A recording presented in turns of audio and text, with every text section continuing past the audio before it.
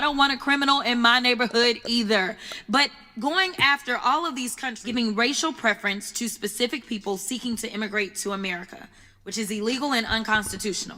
South African refugees. They are going to keep trying. Immigrants are the cause of all your problems. For the vast majority of these countries, there's one thing in common. A lot of those people from those countries have a little bit of melanin in their skin. With that, I will yield. Hey everybody, this is Dean FM, Dean Fraser Milford here for your creature. What?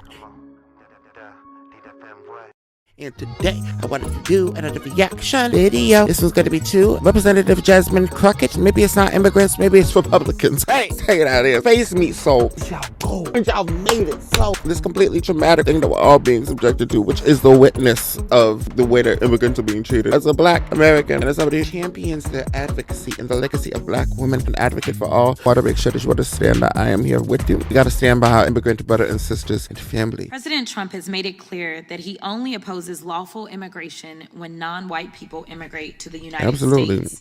His immigration agenda isn't about public safety or economic stability or jobs. It's about racism. It was racist during his first administration. It's racist now. And like his first administration, he's hired a bunch of racists to carry it out. In fact, I'm gonna pause here really quickly. I know we're talking about TPS, but I don't know if anyone else has mentioned the fact that ICE agents were literally dragging a pregnant woman just this week in a viral video. So don't tell me that this isn't about cruelty, because it is. Moving on. The president is now on record admitting to calling majority Black and brown nations, quote, shithole countries. He consistently refers to Black and brown people as, quote, low IQ, stupid, Jasmine or included. nasty. His agenda is about one thing: giving racial preference to specific people seeking to immigrate to America, which is illegal and unconstitutional. South African refugees. They are going to keep trying to get y'all to believe that immigrants are the cause of all your problems. But here's the truth. Immigrants are not responsible for a billionaire CEO refusing to increase your wage. The corporation you work for isn't replacing your job with artificial intelligence because of Haitian refugees. No. Your landlord isn't increasing your rent because someone who's fleeing gang violence in Central America moved into your community. A Palestinian kid who was afforded a scholarship to study at an American university isn't responsible for your child's tuition increasing.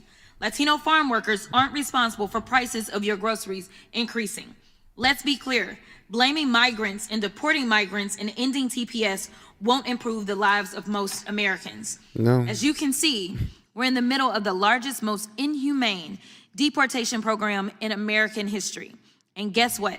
Housing is still unaffordable. Yeah. Healthcare is still too expensive. Nobody's helping with the economy. How are still too expensive.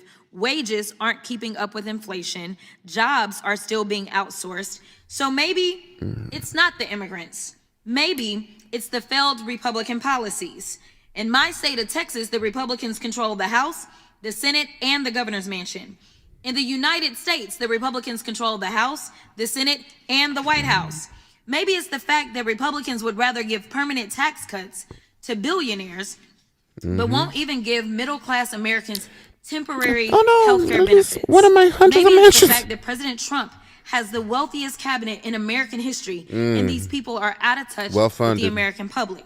Now, Mr. Williams, they don't care about ending TPS they don't care about each other or hurt the finishing trades industry your union members work in? It will hurt the construction industry as a whole. Let me tell you this, or let me ask you this. This ain't in here. Has it already hurt the construction industry? It has, because of the fear and uncertainty. There's a lot of fear. There are workers that are not showing up to their jobs, regardless of their status, because of how immigration is being carried out under this administration. Is that correct? That is correct. Will ending TPS help or hurt job site safety? It will hurt job site safety. Will ending TPS help or hurt affordability in our communities? It will hurt affordability in our community. Exactly. Why are you so... As people are complaining about the fact that housing is up, you've got to think about what those input costs look like. Those input costs, besides the fact that he's been reckless and ridiculous and not been reined in as it relates to the tariffs, and we know that we get a lot of lumber out of Canada. We want to fight with Canada. We want to fight with Mexico. And then we want to tell people that have come here and are going through the process. Why isn't Trump ever allowed to sit in these rooms? Really be questioned. I don't understand. Question the rump. You're asking the lumps on the rump. It looks like spoiled cottage cheese on your ass. Push the whole damn boulder. Put him on trial. Put him on something instead of respectful questions to a man who's just gonna call a woman piggy. He's just sitting there on his big. Republicans continue to offer us concepts of a plan instead of actual plans because they would rather campaign on the chaos instead of fixing it. Listen, none of us sitting here, whether you're a Democrat or a Republican, wants to be unsafe in our country. No. I want to be clear. I don't want a criminal in my neighborhood either. But going after all of these countries, when we talk about, it looks like they want to end TPS for Burma and El Salvador and Ethiopia and Haiti and Lebanon and Somalia and South Sudan and Syria. They actually do have Ukraine got extended a little bit and Yemen got extended a little bit. But the vast majority of these countries, there's one thing in common. A lot of those people from those countries have a little bit of melanin in their skin. With that, I will yield. I said this in the last video, but I cut it out. It's like we got these people screaming, yelling, pulled around, clearly having their rights violated in some way, shape, or form. Would people put up with that if it's a white passing type of person? Somebody that doesn't have a foreign accent from stereotypical ingrained American standards or whatever, what have you. American accent sounds stupid.